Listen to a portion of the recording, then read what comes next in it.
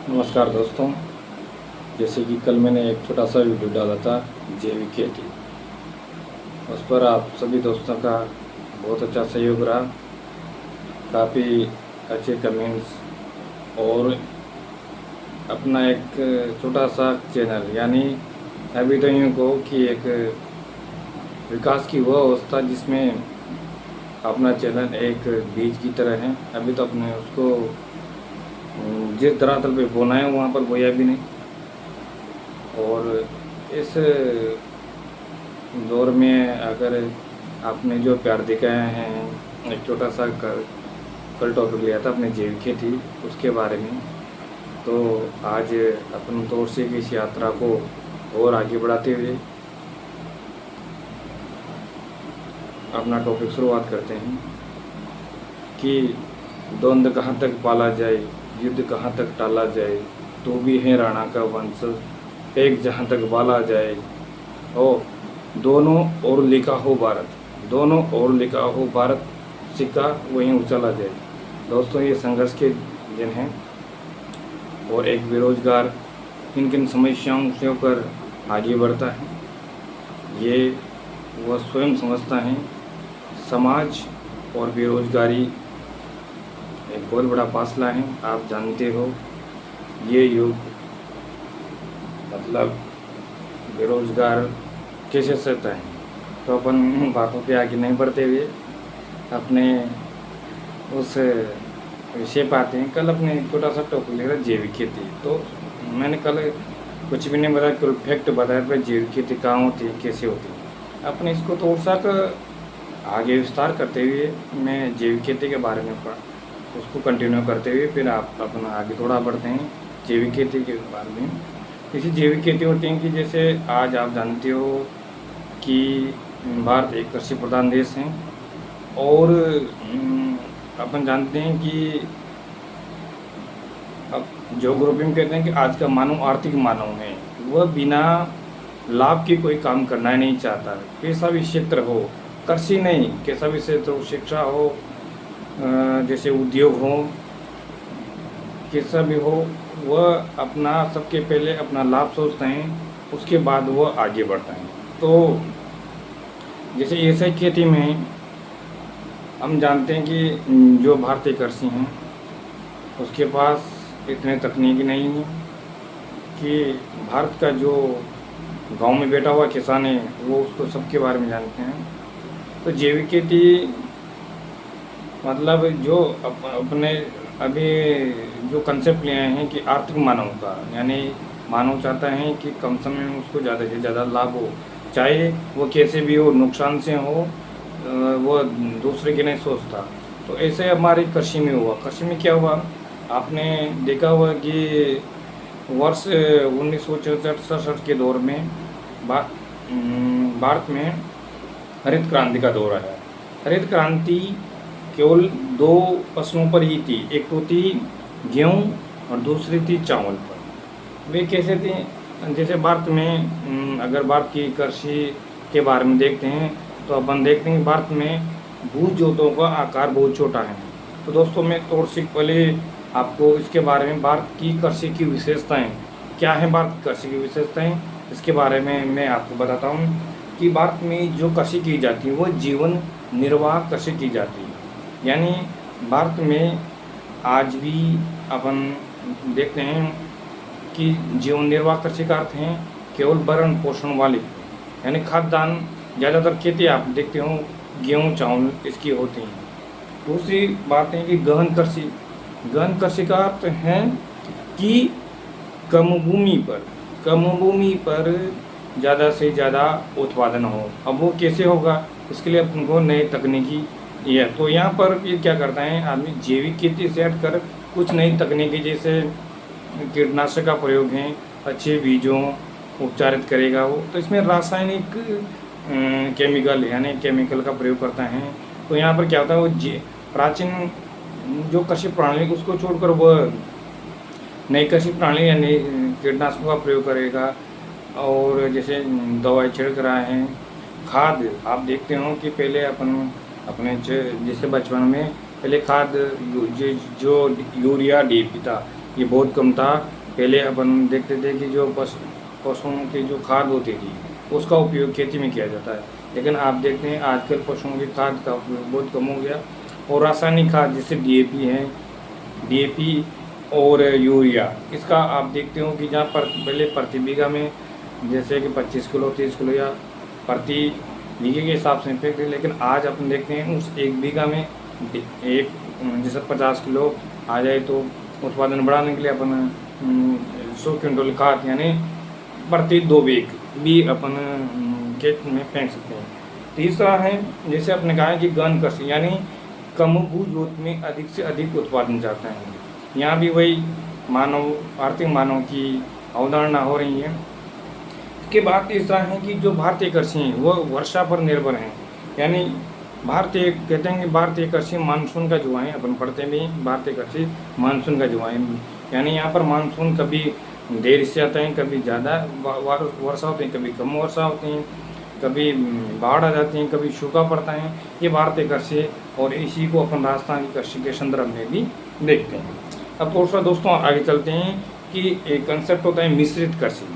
आपने देखा होगा कि दोस्तों ये जो क्लास हैं ये एक फैक्ट नहीं केवल कंसेप्ट बेस हैं दोस्तों। जैसे फर्स्ट ग्रेड, सेकंड ग्रेड और रेट, लेवल फर्स्ट और लेवल सेकंड।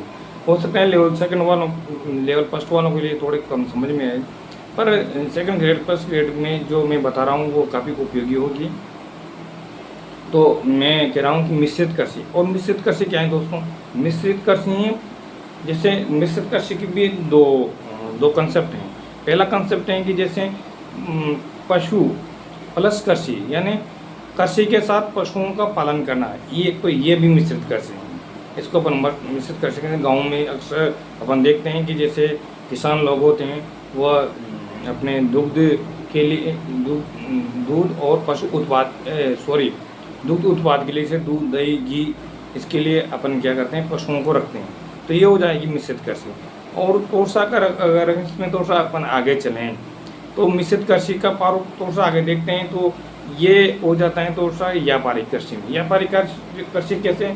जैसे दोस्तों जैसे किसान हैं, जिसे वो कृषि कर रहे हैं और वो चाहता है कि उसके जो दुग्ध उत्पाद हैं वो थोड़े, जैसे गाँव कस्बे का किसान है जो गाँव का किसान है वो कस्बे में जाएगा तो वो दूध अगर उसके जो थोड़े ज़्यादा पशु हैं तो वो क्या करेगा, उस दूध को समीप वाले कस्बे में जाकर वो दूध को बेच देगा। तो इससे क्या उसको थोड़ा सा पैसों की आमदनी होगी। तो यहाँ भी होता है। एक होता है मिश्रित कृषि का दूसरा कंसेप्ट है कि एक कृषि वर्ष, यानी जैसे एक वर्ष होता है, ऐसे एक कृषि वर्ष पर एक खेत में अलग अलग ऋतु के अनुसार अलग अलग समय पर एक खेत में अधिक फसलों बोना, तो उससे भी अपन मिश्रित कृषि कह सकते हैं। दोस्तों अपन पढ़ रहे हैं भारतीय कृषि की विशेषताएं। इसमें तो आगे चलते हैं तो आता है जोत का आकार निरंतर छोटा होना। आप देखते हैं कि भारत की जनसंख्या वृद्धि 2023 में, अगर अपन भारत की जनसंख्या डेमोग्राफी पे अगर अपन थोड़ा सा जोड़ देते हैं तो भारत विश्व में जनसंख्या की दृष्टि से प्रथम देश है। अगर हम चीन को भी पिछाड़ चुके हैं इस मामले में तो ये एक भारत को बधाई का संदेश है। लेकिन दोस्तों जैसे जनसंख्या बढ़ेगी तो आप जानते हो कि भू जोत थोड़ी बढ़ रही है। भू जोत तो वही है, ज़मीन का विस्तार नहीं हो रहा है। आप देख लो आज ज़मीन यही नहीं, खेती में आप देख लो वही ज़मीन है जिसमें उद्योग हैं। आप देख रहे हो नए नए सरकार जो रोड मैपिंग ला रही हैं, जैसे नए नए हाईवे बन रही हैं, तो इसमें भी खेती की ज़मीनी तो अधिग्रहण हो रही हैं। तो भू जोत तो वैसे ही छोटी होती जा रही हैं। ठीक है दोस्तों, आपको मुझे ऐसा लगता है कि समझ में आ रहा होगा। और मैं अब चलता हूँ आगे वाले कंसेप्ट में। फिर हैं जो भारतीय कृषि की विशेषताएं अपन पढ़ें। उपजाऊ भूमि में मुख्य पोषक तत्वों की कमी। अपन देखते हैं भारत की जो मिट्टी है उसमें उपजाऊ पोषक तत्वों की कमी है, इसलिए अपन रासायनिक खाद और बाकी इनका ये करते हैं। इससे क्या अपनी मिट्टी में उपजाऊ पोषक तत्व अपन बाहर से डालते हैं। जिससे भारत की मिट्टी की एक प्रमुख समस्या है नाइट्रोजन की कमी, इसलिए अपन डीएपी का उपयोग करते हैं। इसके बाद अपन चलते हैं कि भारत की कृषि में जैसे आप देखते हो, आए दिनों अखबार में भी पढ़ते हो और आगे भी पढ़ते हो, तो अपन देखते हैं कि जैसे अपने किसान ने जैसे फसल बो दी, फसल अच्छी निकले, फसल अच्छी निकलने के बाद भी देखते हैं अपन भंडारण की कमी। अपन देखते हैं आए दिनों में मंडियों में खबर देखते हैं, उस मंडी में किसान की इतनी जिन्स बह गई, तो ये होता है भंडारण की कमी। आज भी अपन देखते हैं कि भंडारण की कस्बे लेवल में या देखा जाए तो हर जगह उपलब्ध नहीं है। इसके बाद चलते हैं जैसे रासायनिक खाद है, जैसे रासायनिक खाद इसका अविवेकपूर्ण उपयोग, आदमी अविवेकपूर्ण, वो अभी मैंने पहले भी कहा है कि आर्थिक मानव की वो बात यहाँ भी लागू होती है कि मानव ज़्यादा से ज़्यादा लाभ चाहता है, चाहे वो किसी का और का नुकसान हो जाए, लेकिन उसको लाभ तो अधिक से अधिक चाहिए। इसके बाद चलें अपन देखते हैं कि भारत में एक सिंचाई साधनों का अभाव, तो अपन देखते हैं सिंचाई साधन सभी जगह उपलब्ध नहीं हो पाते। अगर अपन राजस्थान में देखते हैं तो जो राजस्थान का जो पश्चिमी इलाका है वो शुष्क है, और राजस्थान को अपन एक तरह से यू की तरह देखें तो राजस्थान का जैसे श्रीगंगानगर और हनुमानगढ़ में तो अपन देखते हैं कि जैसे इंदिरा गांधी नहर आने से वहाँ की सिंचाई में थोड़ी वृद्धि हुई है, उसी प्रकार वही सबसे ज़्यादा सिंचित एरिया हैं। वैसे अब चंबल नदी है, चंबल नदी से भी दाएं और बाएं नहर निकाली गई हैं, तो यहाँ भी सिंचाई गई है, लेकिन बहुत सी जगह सिंचाई के साधन का अभाव है। इसके बाद चलते हैं परिवहन जाल की कमी। अपन देखते हैं कि अभी प्रत्येक गांव में सड़क की पहुंच नहीं हुई।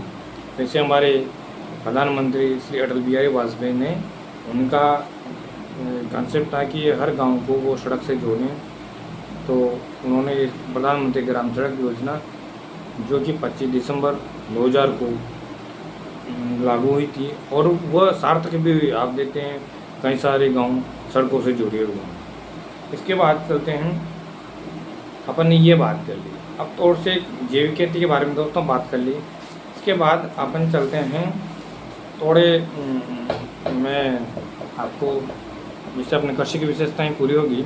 दोस्तों ये जो क्लास हैं अभी क्या है कि संसाधनों का पूर्ण अभाव है, और मैं जो एक क्लास बनाता हूँ वो केवल मोबाइल से बनाता हूँ, तो इसमें थोड़ा सा मिक्स हो सकता है कि कृषि की विशेषताएं बता दी। थोड़े हम ये क्या करेंगे कि आप कमेंट में लिखना कि भाई किस टॉपिक के ऊपर क्लास बनाई जाए। अभी तो मैं टॉपिक मैंने आज खुद ने टॉपिक तैयार किया था, और दोस्तों टॉपिक बनाने के लिए काफ़ी मेहनत लगती हैं। अब मैंने भी यूट्यूब पे पढ़ता था तो मुझे वैसा लगता है कि ऐसे बोलते हैं, लेकिन वास्तव में मेहनत काफ़ी लगती है। अपन को किसी चीज़ का प्रस्तुतिकरण करने में काफ़ी टाइम लगता है। तो दोस्तों ये तो बात हो गई। अब थोड़ा सा अपन क्या करते हैं, कुछ फैक्ट लिखे हैं मैंने कृषि के बारे में, वो आपको बताता हूँ। जैसे मृदा स्वास्थ्य कार्ड योजना। दोस्तों मृदा स्वास्थ्य कार्ड योजना प्रधानमंत्री श्री नरेंद्र मोदी जी ने 19 फरवरी 2015 को राजस्थान की श्रीगंगानगर से इसको शुरुआत की। इसका मोटो क्या था? इसका मोटो था स्वस्थ धरा के तरह, यानी स्वस्थ धरा होनी चाहिए के तरह। और ये श्रीगंगानगर हनुमानगढ़ से क्यों चालू की थी? कि वहाँ पर मिट्टी की बहुत सारी समस्याएं हैं, सेम की समस्या आपने सुनी होगी। तो यहाँ वो नहरी इलाका है, तो वहाँ पर मिट्टी की समस्या बहुत ज़्यादा हो जाती है। इसके बाद में ये यहाँ पर जो ये योजना थी, ये केंद्र और राज्य की योजना थी। इसमें केंद्र 75% वित्त का वहन करेगा, और 25% स्टेट यानी राजस्थान इसका वहन करेगा। इसके बाद में दोस्तों चलते हैं तो उससे कृषि विकास की योजनाएं, जैसे प्रधानमंत्री फसल बीमा योजना। इसके बारे में आपने सुना होगा। ये 13 फरवरी 2016 को हमारे प्रधानमंत्री जी ने चालू की। इसके बाद आते हैं दोस्तों, एक और आते हैं राजीव गांधी कृषक साथी योजना। तो दोस्तों ये योजना थी 9 दिसंबर 2009 को। तो दोस्तों ये क्या है, ये योजना थी। वे योजना क्या है अपन पढ़ते हैं। अपन वही मैंने कल भी कहा था कि पढ़ते तो अपन हैं, पर क्या है कि परीक्षा में जो क्वेश्चन पूछ लेता है उसके बारे में अपन नहीं आते हैं।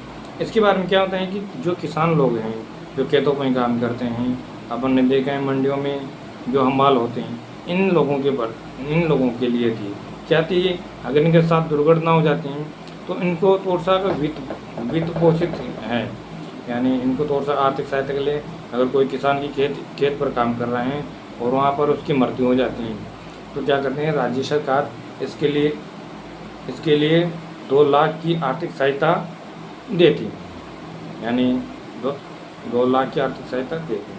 अब इसके बाद अपन देखते हैं राज्य की पहली कृषि नीति। दोस्तों, राज्य की पहली कृषि नीति आई थी 2013 में, 26 जून 2013। इसके बाद में इसका काम था कि 10 वर्षों इसका लक्ष्य था 10 वर्षों में खाद्यान्न का उत्पादन दुगना करना और कृषि विकास दर, जैसे किसी भी वित्त वर्ष में अपन की विकास दर होती हैं कि भाई इस वर्ष कितना विकास किया जाए, कितने विकास की दर होना चाहिए। अपन देखते हैं पहले भारत में पंचवर्षीय योजनाएं चली थी। ये हमारे देश के प्रथम प्रधानमंत्री जवाहरलाल नेहरू साहब ने इसको शुरुआत की थी। तो उस समय भी हर पंचवर्षीय योजना का एक लक्ष्य होता था, तो ऐसे ये है। इसके बाद देखें थोड़ा सा और मैंने थोड़ा कंसेप्ट लेकर आया हूँ, कृषि बजट 2002 में राजस्थान सरकार ने प्रत्येक कृषि बजट पारित किए 2002 में। दोस्तों, ऐसे क्वेश्चन आ जाते हैं जैसे कृषि बजट, युवा बजट, खेल बजट, तो ये क्वेश्चन आते हैं, हम अपन देखते हैं और अपन उसको कर नहीं पाते। तो कृषि बजट राजस्थान सरकार ने 2002 में पहले बार प्रत्यक्ष रूप से पारित किया। इसके बाद आता है एक ऐप बनाया सरकार ने, दरा ऐप। ये दरा ऐप क्यों उपयोगी है, क्यों सरकार ने इसको बनाया? तो दरा ऐप बनाने के पीछे जो सरकार की जो मंशा थी वो थी ज़मीन का नक्शा, जैसे डिजिटलाइजेशन। अपन देखते हैं पहले अपन ज़मीन का नक्शा के लिए पटवारियों के पास इधर उधर घूमते रहते थे और आमजन इससे काफ़ी परेशान था। तो सरकार ने इस सबको एक मंच पे लाने के लिए उन्होंने दरा ऐप तैयार किया। इसके लिए ज़मीन का नक्शा प्राप्त हो सकता है इस ऐप के माध्यम से। इसके बाद है जमाबंदी की नकल, गिरदावरी की रिपोर्ट और ज़मीन का नामांतरण, यानी ज़मीन किसके नामांतरण है ये उसके बारे में अपन को यहाँ पर्याप्त जानकारी मिल जाती है। इसके बाद अपन देखते हैं दोस्तों, मैंने कुछ आज जो कंसेप्ट तैयार किया है वो है राजस्थान में कृषि विकास हेतु कुछ संस्थाएं हैं, वो अक्सर एग्जामों में आती रहती हैं और प्रत्येक एग्जाम में एक न एक इंस्टीट्यूट का नाम ज़रूर अपन देखते हैं। जैसे केंद्रीय कृषि अनुसंधान केंद्र, ये क्वेश्चन आया था भी CET में, ग्रेजुएशन लेवल में भी आया था। तो ये है दुर्गापुरा, और दुर्गापुरा का है जयपुर में।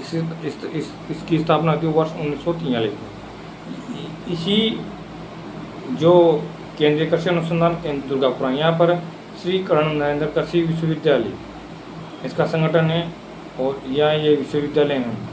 इसके बाद है राजस्थान राज्य सरकारी कृषि विक्रय संघ, इसकी स्थापना ये है राजफेड। इसकी स्थापना हुई थी 26 नवंबर 1957। ये क्या काम करता है? ये करता है कृषि उत्पाद, यानी जो कृषि से उत्पाद निकलते हैं जैसे कृषि जिन्स हैं, तो इनका समर्थन मूल्य, जैसे अपना आप भी देखते हैं सरसों का समर्थन मूल्य है, अभी सोयाबीन का समर्थन मूल्य चल रहा है, तो इनको किस समर्थन मूल्य पर लेनी है इसके बारे में काम करता है। इसके बाद है राजस्थान राज्य भंडारण निगम NRSWC, इसकी स्थापना हुई थी 30 दिसंबर 1957 को। ये क्या काम करता है? ये करता है गोदामों व भंडार गृहों का निर्माण और कृषि उत्पाद वो वैज्ञानिक पद्धति से भंडारण का करना। दोस्तों, ये RSWC यानी ये 31 जिलों में कार्यरत हैं और 93 भंडार गृह हैं, 93। इसके बाद अपन चलें कृषि अनुसंधान केंद्र। कृषि अनुसंधान केंद्र ये है उदयपुर में। इसकी स्थापना हुई वर्ष 1964 में। बाद में ये 1992-93 में कृषि अनुसंधान निदेशालय जयपुर से 91 में स्थानांतरित कर दिया। इसके बाद अपन देखते हैं दोस्तों राजस्थान राज्य कृषि विपणन बोर्ड, इसकी स्थापना हुई थी 6 जून 1974 को। इसका कार्य है नई मंडियों का निर्माण करना। नई मंडियाँ जहाँ भी बनती हैं, ये कौन सी संस्था बनाती है? ये राजस्थान राज्य कृषि विपणन बोर्ड। हम मंडियों में जाते हैं लेकिन हमको ये बेसिक जानकारी नहीं होती है कि इन मंडियों का निर्माण कौन करता है। ये जो विपणन बोर्ड है राजस्थान कृषि विपणन बोर्ड, ये जो मंडियाँ होती हैं इसकी शीर्ष निकाय है। और एक ये स्वायत्त संस्था है। इसके बाद दोस्तों चलते हैं अपन राजस्थान राज्य बीज निगम RSSCL, Rajasthan state seed cooperative limited. ये क्या काम करता है? ये काम कर इसकी स्थापना हुई थी 28 मार्च 1978 को।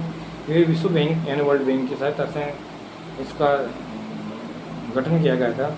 ये काम करता है उत्तम गुणवत्ता वाले बीजों का उत्पादन करना और विधायन और भंडारण संरक्षण यानी बीजों का संरक्षण करना, उनको अच्छी तरह से देख रेख करना, ये काम ये करता है। इसके बाद है तिलम संघ। तिलम संघ की स्थापना हुई थी 3 जुलाई 1990 में। तो ये दोस्तों ये थे राज्य में कृषि विकास हेतु कुछ संस्थाएं। दोस्तों एक और छोटा सा टॉपिक बनाएं, वीडियो थोड़ा मुझे सारा लंबा होते जा रहे हैं, आप इसको पूरा देखना। इसके बाद है अखिल भारतीय स्त्री की संस्थाएं। तो ये हैं काजरी। काजरी आप दोस्तों सबने पढ़ रखे हैं, काजरी कहाँ पर है? जोधपुर में। इसकी स्थापना में संभवतः सभी दोस्तों को याद नहीं है कब इसकी स्थापना होती है, वर्ष 1959 में। इसमें केवल एक छोटा सा है जो मुझे अच्छा लगा कि जैसे इसका नाम दोस्तों आम सबको पता है, केंद्रीय शुष्क सेहत अनुसंधान केंद्र। लेकिन इसमें तो सा मुझे जो अच्छा लगा वो लगा था कि ये किसके सहयोग से बना है। एक तो ये बना था ऑस्ट्रेलिया वो यूनेस्को के सहयोग से, और इसके कुछ उपकेंद्र हैं, जैसे एक केंद्र पाली में है, एक केंद्र जैसलमेर में, एक केंद्र बीकानेर में है, और एक केंद्र गुजरात में, और एक केंद्र है लद्दाख में। तो इसके टोटल देखा जाए तो जैसे पाली, जैसलमेर, बीकानेर, भुज, गुजरात में और लद्दाख, इसके 5 केंद्र हैं।